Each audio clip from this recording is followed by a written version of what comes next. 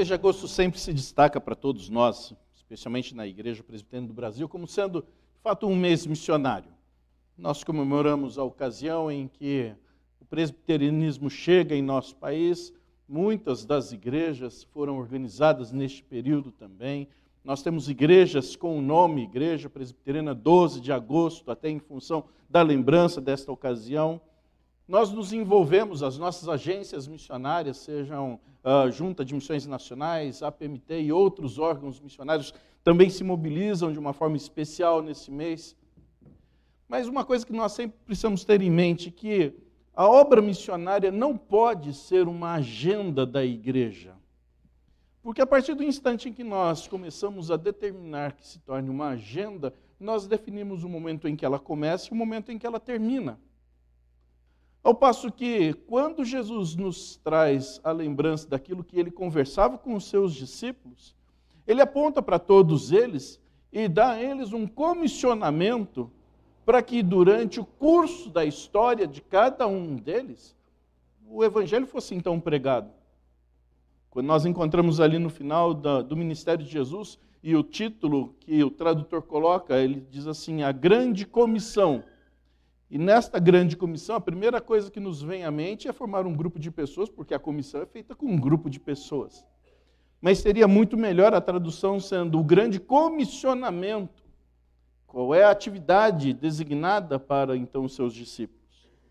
E ali, então, se estabelece o ir por todo mundo e pregar o Evangelho, a ponto de que, então, todas as nações possam conhecer a Jesus e glorificar a Jesus, que é o que nós acabamos de cantar.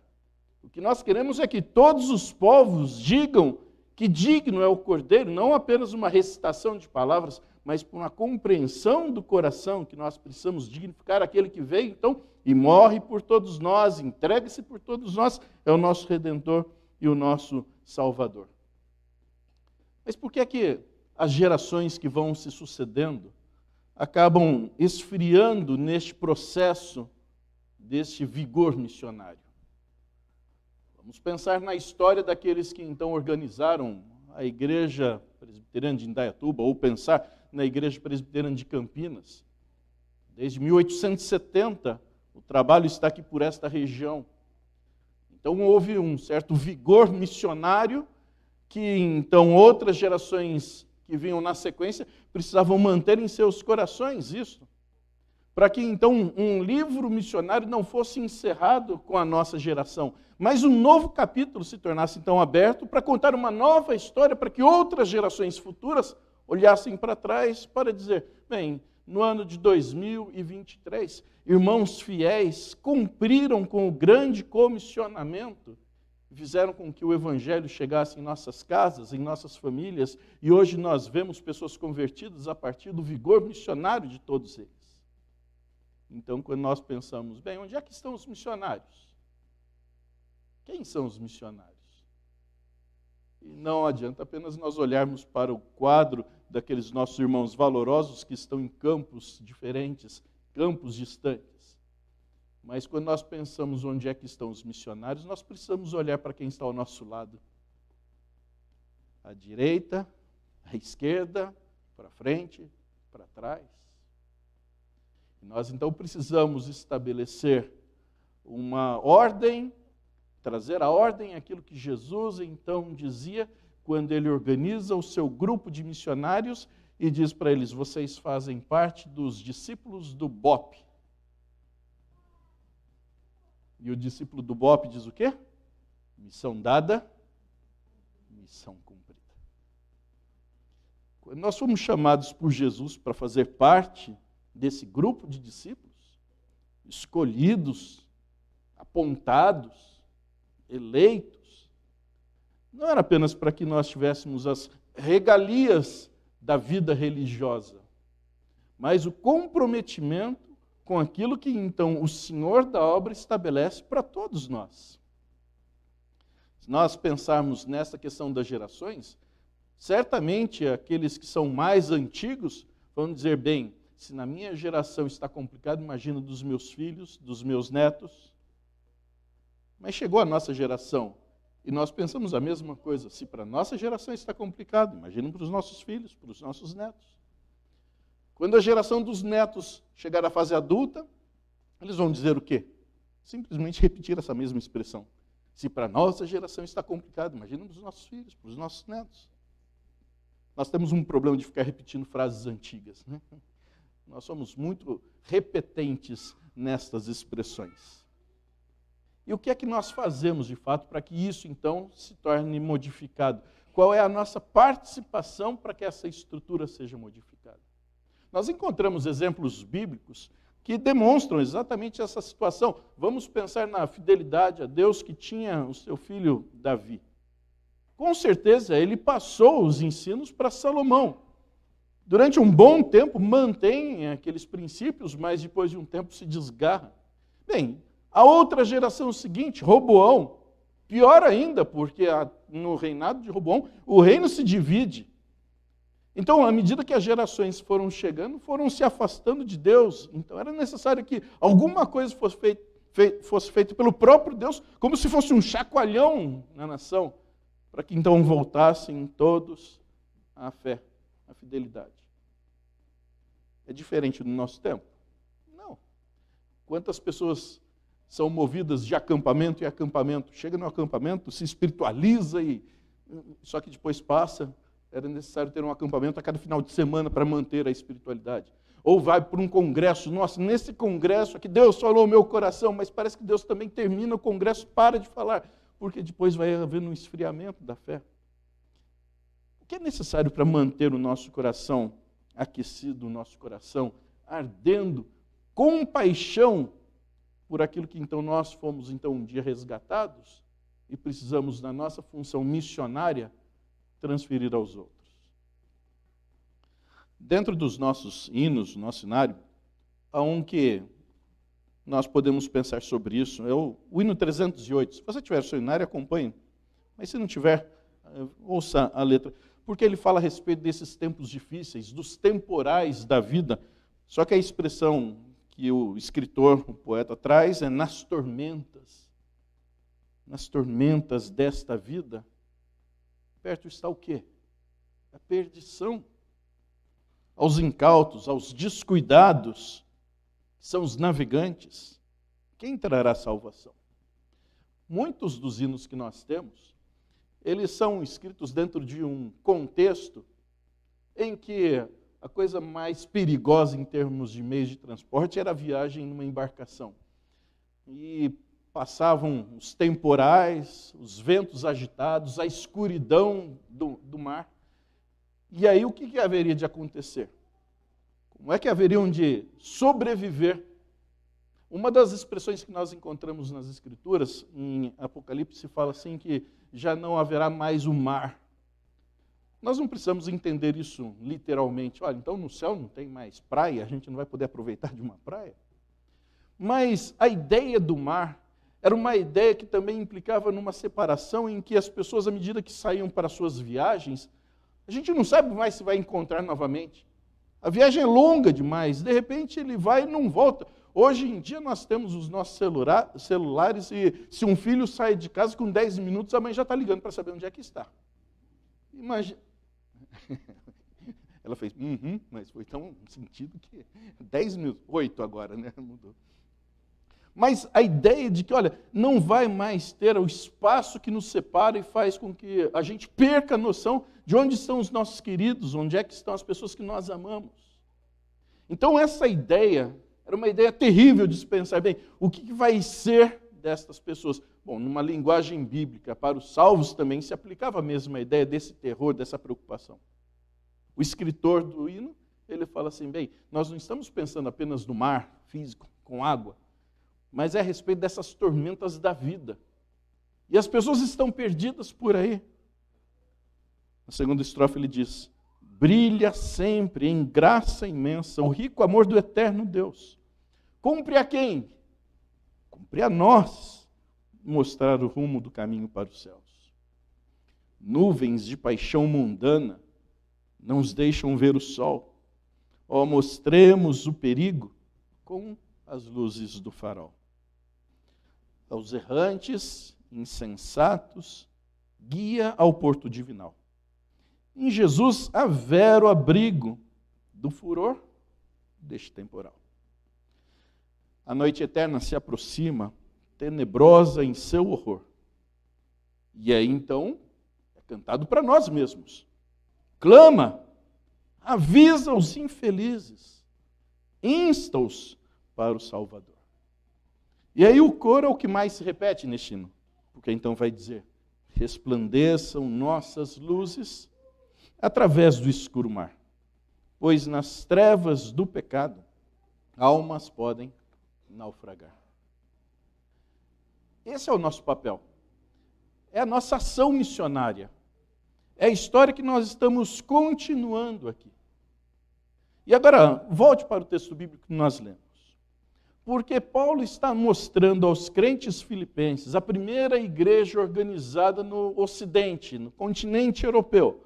É a porta de entrada do Evangelho para uma outra realidade, não mais oriental, mas agora uma outra situação, uma outra realidade, um outro contexto, outros costumes. E Paulo está ali desafiando os novos crentes de Filipos a entenderem que a fé cristã que eles agora desenvolviam precisava ser sustentada de algumas maneiras. Esses versículos que nós lemos, do versículo 12 até o versículo 18, eles estão diretamente relacionados com os versículos anteriores, o versículo 5 até o versículo 11. E quando nós olhamos ali, fala a respeito da obra de Cristo, como ele se deu, como ele obedientemente atendeu às ordens do Pai, como ele se esvazia, como ele se humilha. E ele vai iniciar então o versículo 12 dizendo: assim, pois, desse mesmo modo, dessa forma, desse jeito, como Cristo foi obediente ao Pai, e isso levou até a morte de cruz, também os cristãos, os discípulos, precisam obedecer a Deus, tendo Jesus como sendo o seu maior exemplo. E aí, então, a motivação para o nosso esvaziamento, para a nossa humildade e para entender o nosso comissionamento. Jesus não abre mão de cumprir com aquilo para o que ele foi designado. Ainda que doesse demais, afligisse demais o seu coração, a ponto de, num determinado instante, ele, numa oração simples, falar: se for possível, passa de mim esse cálice. Era a humanidade de Jesus se manifestando ali. Afinal de contas, quem é que gosta de sentir dor? Nem Jesus gostava. Não era prazeroso para Jesus. Mas ele entende que até mesmo para cumprir com o seu papel, com o seu ministério, a dor fazia parte. Então nós não vivemos numa situação diferente da que o próprio Senhor Jesus enfrentou. Porque as nossas dores, as nossas lutas, também fazem parte desta história e deste ministério para o que nós fomos então chamados. Observe nesse texto, e nós podemos dividir pelos seus versículos, em algumas situações que são importantes. Versículo 12 e versículo 13. Vamos ler todos juntos. Versículo 12 e 13. Assim, pois, amados meus, como sempre obedecestes, não só na minha presença, porém muito mais agora na minha ausência, desenvolvei a vossa salvação com temor e tremor, porque Deus é quem efetua em vós tanto querer como realizar segundo a sua boa vontade. A nossa vida cristã, ela se manifesta, ela acontece, ela se sustenta pela santificação. É isso que Paulo está provocando os crentes filipenses a entenderem. Não é apenas um presente que nós recebemos de Deus, em que nos sentimos extremamente confortáveis, porque agora, com a salvação, temos assegurada a vida eterna. Mas há um processo que vai se desenvolvendo no decorrer dessa caminhada. É como se fosse a evolução do Evangelho dentro do nosso coração. E evolução, nós sempre pensamos em alguma coisa extremamente positiva. Quando você usa a expressão de alguma coisa que evoluiu, deve ser uma ideia de que melhorou. Ainda que na classe médica, é a primeira vez que eu ouvi isso, eu fiquei achando muito estranho. A classe médica às vezes usa, olha, o quadro evoluiu para óbito. Ué, peraí, estranho. Mas para nós é um contrassenso. Né? Se está evoluindo é porque está melhorando. Mas no linguajar médico isso se usa também.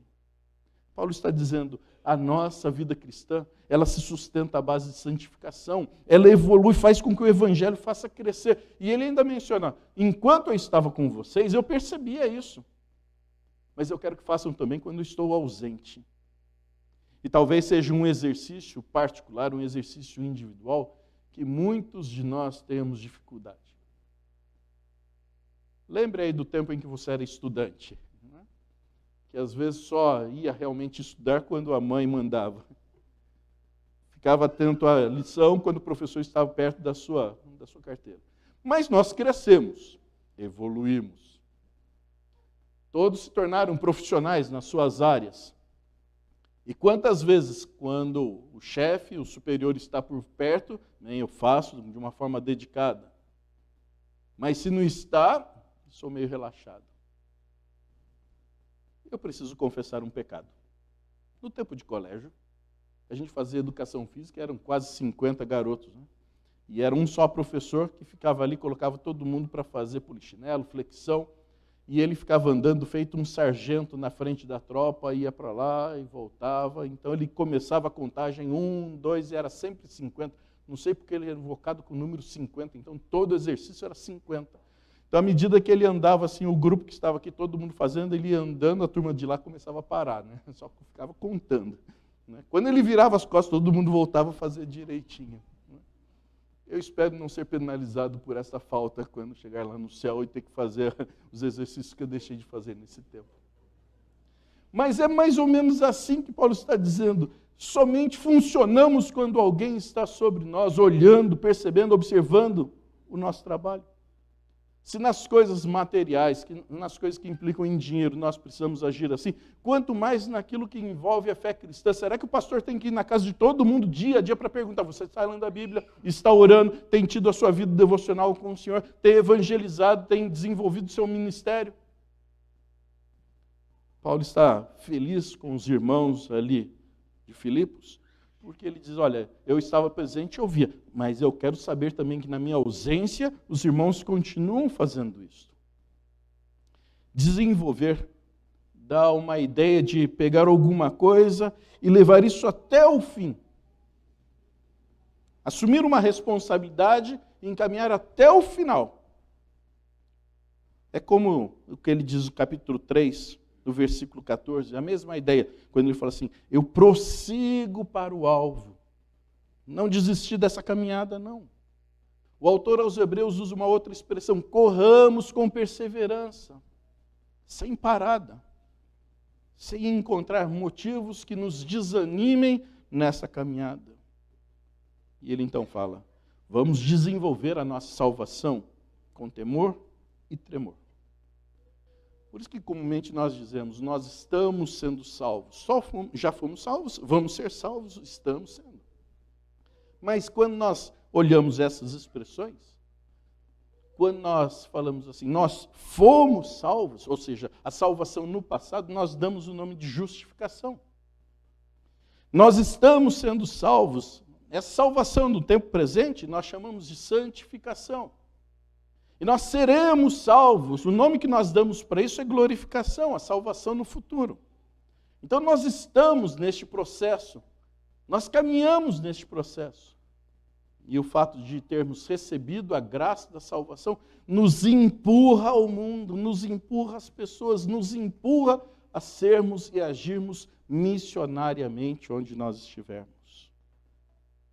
Veja que ele diz no final, desenvolvei a vossa salvação com temor e tremor, porque Deus é quem efetua em vós, segundo a sua boa vontade.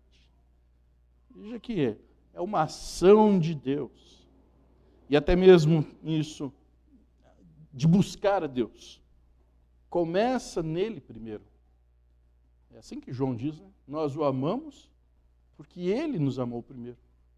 Então, até a ação de buscar a Deus começa no próprio Deus, assim como a nossa salvação começa na eternidade, termina na eternidade, mas sempre em Deus. O apóstolo Paulo está nos provocando a pensar sobre isso. A evolução do nosso coração no Evangelho, a sustentação pela santificação. Mas a outra coisa que ele traz, do versículo 14 até o versículo 16. Vamos ler juntos.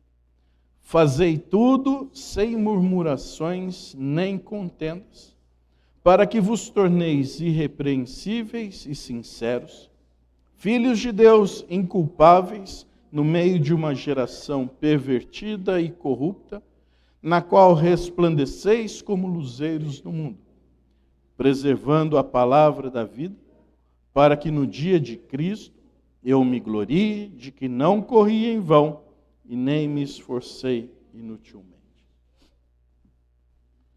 Paulo viveu no tempo errado. Paulo deveria viver nos nossos dias. Se Paulo olhasse a nossa situação, ele ia dizer assim, bem, aquilo que era do meu tempo, aquilo era fichinha. Há uma diferença apenas entre o que acontece neste primeiro século do nosso tempo com relação ao nosso século. É tecnologia. Só isso. Nós temos celulares, nós temos ar-condicionado, nós temos microfones, nós temos eletrônica, nós temos carros bons. Isso nós temos. Mas o coração humano continua o mesmo. E é totalmente corrompido e comprometido com o pecado muito antes daquilo que Paulo está dizendo. Começa lá em Gênesis 3. Os nossos problemas começam em Gênesis 3. Qual é a solução? Arranca Gênesis 3 da Bíblia. Seria mais prático. Mas tudo parte dali. Daqui a 50, 100 anos, as novas gerações terão os mesmos problemas. Serão tecnologicamente muito mais avançados do que nós, terão vida muito mais confortável do que nós, só que o coração humano continuará com os mesmos problemas, porque o pecado estará dentro de cada um deles. Então, quando o apóstolo Paulo diz, olha, nós estamos aqui vivendo no meio de uma geração pervertida e corrupta, ele está falando lá do seu tempo, ele está falando do nosso tempo também, a palavra eterna, que ela não perde a sua validade. Então, a vida cristã, esse comissionamento missionário que todos nós temos, ele também se sustenta por uma atitude positiva. Nós estamos a serviço da verdade, na busca de fazer com que a palavra de Deus, que veio ao nosso coração e nos dá uma nova clareza para a vida, nós saibamos compartilhar com as pessoas que estão ao nosso redor. Mas ele diz como é que isso acontece. A primeira coisa ele fala no versículo 14, fazei tudo sem murmuração e contenda. Graças a Deus nós já estamos livres disso e ninguém aqui é murmurador nem contencioso.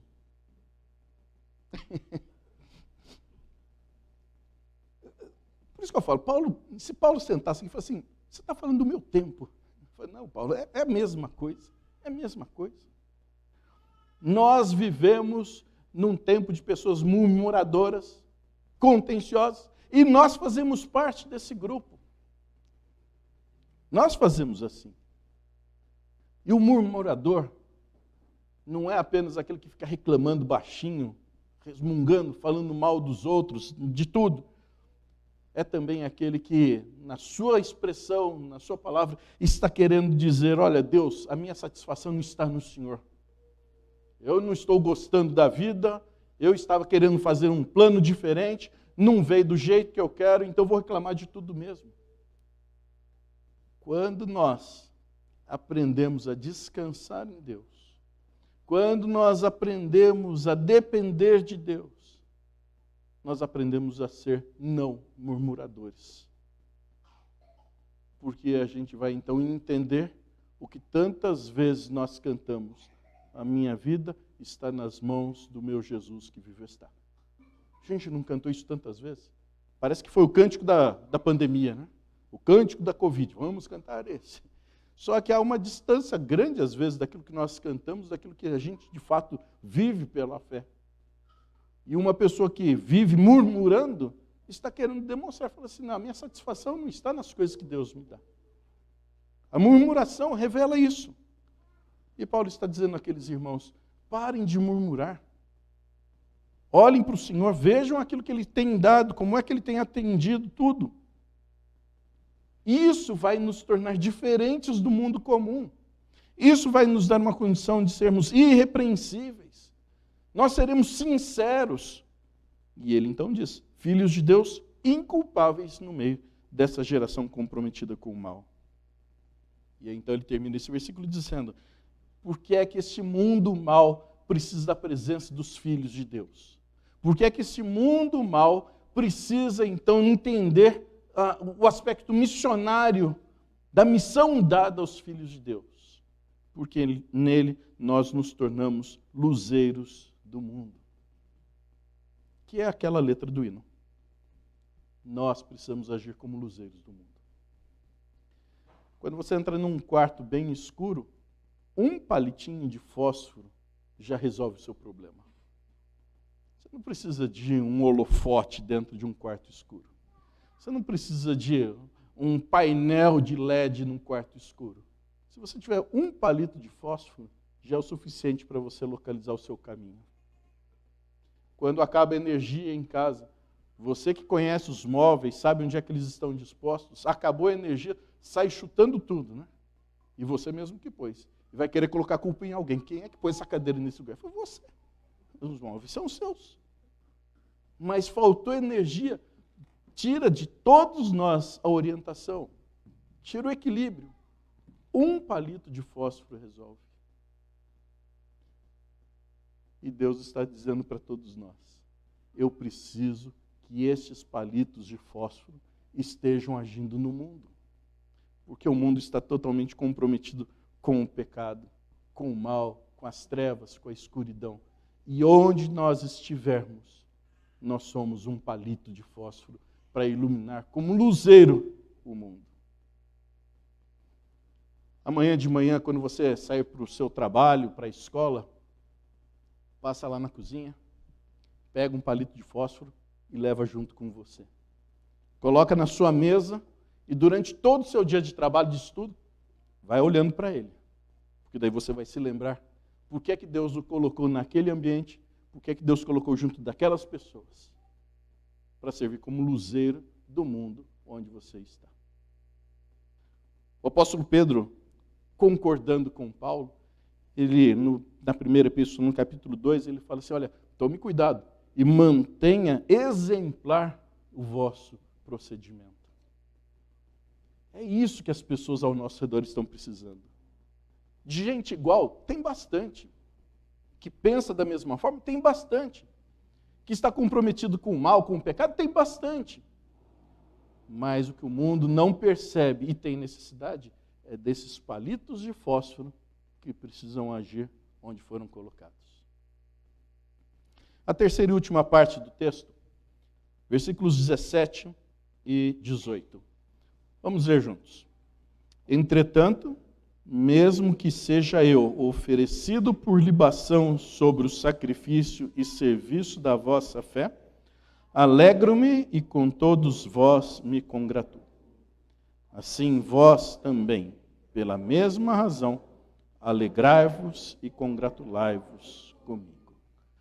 A vida cristã, esse trabalho missionário, essa vida de testemunho, ela também se sustenta por causa da segurança que nós temos na vida eterna. Essa é a alegria do servo, de pensar que as coisas não terminam aqui.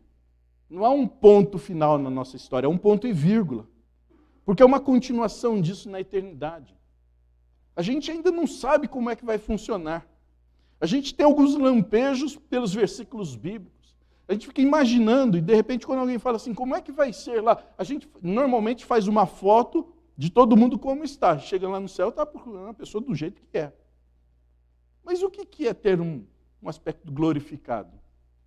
Se de repente chega lá no céu, Deus fala assim, qual foi o melhor tempo da sua vida que você teve?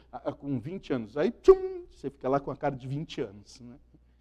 Não sei, né? Ninguém sabe.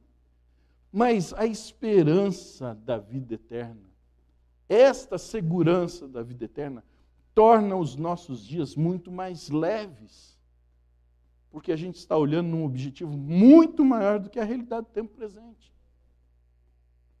É lógico que a gente vai querer sempre alguma coisa melhor, transformar o tempo presente, nos preocupar com as questões que envolvem a nossa política, a nossa economia, mas não estão restritas aqui. Vamos para além disso. E Paulo está dizendo, olha, preserve isto, é a palavra da vida. E para isso nós não corremos em vão, nós não estamos agindo de uma maneira inútil. E ele ainda se prontifica, olha, se até mesmo for necessário que eu me sacrifique para que vocês tenham uma vida de mais proximidade com Cristo, eu faço isso e vai alegrar o meu coração. Isso traz alegria para mim. Ele menciona aqui da libação, né, que era uma parte que se envolvia no sacrifício. Então, nos momentos importantes de celebração, e ele diz, eu sou parte disso. Se para que vocês se aproximem de Cristo, haja necessidade da entrega da minha vida, eu faço isso com alegria. Por quem nós estamos dando a nossa vida? Para que estas pessoas se aproximem mais de Cristo. Às vezes nem mesmo dentro da nossa casa a gente percebe isso. Né? Cada um por si. E no tempo de criança, quem jogava futebol na rua era Deus por todos. Essa dedicação, essa vontade de servir aos outros e a alegria de servir aos outros. A carta que Paulo escreve aos Filipenses é mais destacada por causa da alegria. São 16 vezes que Paulo menciona sobre isso aqui. Uma vida carregada, uma vida cheia de peso, não traz sorriso no rosto. Então o que nós precisamos fazer? Transfere o carregamento. Deixa nas mãos de quem está falando assim, olha, vinde a mim, quem está cansado e sobrecarregado. É o oferecimento dele. Isso vai tornar o nosso rosto muito mais agradável na convivência com os outros, porque eu tiro aquilo que pesa sobre mim, coloco nas mãos de Jesus que se ofereceu para carregar comigo. E quando isso então acontece, eu posso ajudar muito mais as pessoas que estão ao meu redor, para que então elas se aproximem mais de Cristo. E isto é agir missionariamente, porque eu vou ensinar para que essas pessoas glorifiquem a Deus, vejam o Cordeiro que é digno de todo louvor. Uma palavra interessante que nós temos aqui, quando ele fala no versículo 17 sobre o sacrifício e serviço da vossa fé. O termo grego que se usa para essa expressão serviço da vossa fé é liturgia. E a gente sempre relaciona liturgia com as coisas que acontecem no culto. Qual é o programa do culto? Qual é a sequência dos hinos, das orações, das leituras? Isso para nós é liturgia, a ordem dos eventos no culto. Mas liturgia é mais do que simplesmente a sequência desses eventos. É o serviço que nós fazemos, serviço de fé. Então o nosso culto congregacional daqui a pouquinho se encerra. Nós cantamos hino, recebemos a bênção, confraternizamos e vamos embora. Encerra um momento comunitário, mas não encerra o nosso culto, que continua amanhã, continua terça-feira, continua quarta, quinta. Este serviço da fé, esta liturgia constante, ela não se encerra aqui não. Nosso tempo tem mostrado não discípulos formados pelo BOP, em que há uma missão dada, uma missão cumprida. Tem mais mostrado discípulos pachá.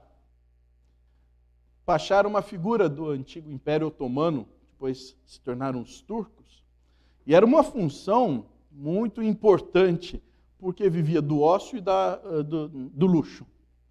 Então o pachá sentava-se na sua cadeira, vinha um servo com o abanador, não se dava ao trabalho nem de pegar nada de comer e de beber, porque algum outro servo vinha com alguma comida e colocava na sua boca, pegava alguma bebida, trazia à sua boca. Se estivesse muito mais quente, colocaria um outro servo para ficar os dois abanando. Essa era a vida regalada de um pachá. E alguns talvez entendem que a vida cristã é a vida de um pachá, em que eu me sento confortavelmente e espero que Jesus venha me abanar colocar alguma coisinha na minha boca, resolver as minhas dores, que eu não estou muito afim de levantar para buscar alguma coisa de remédio para tomar. Não, não é isso. É exatamente o inverso disso. Nós é que somos os serviçais de Jesus. Nós que somos os servos de Jesus. Nós é que recebemos uma missão, e essa missão foi dada, e apenas o que se aguarda é que ela seja cumprida. Por quê? Porque Cristo precisa ser glorificado. O reino de Deus precisa expandir. As pessoas precisam conhecer acerca do amor de Deus. E Ele tem nos dado esta vida cristã comissionada com nossos ministérios para sermos hoje os missionários que um dia haverão de passar para que outras gerações no futuro olhem para trás e digam: eles foram fiéis no cumprimento do seu dever. E se Deus permitir que aqueles que estão ao nosso redor percebam a necessidade da salvação, arrependam-se dos seus pecados, e Deus usar de cada um de nós para que essa transformação aconteça, que o seu nome seja louvado. Somos apenas um palito de fósforo. Que Deus nos ajude. Amém.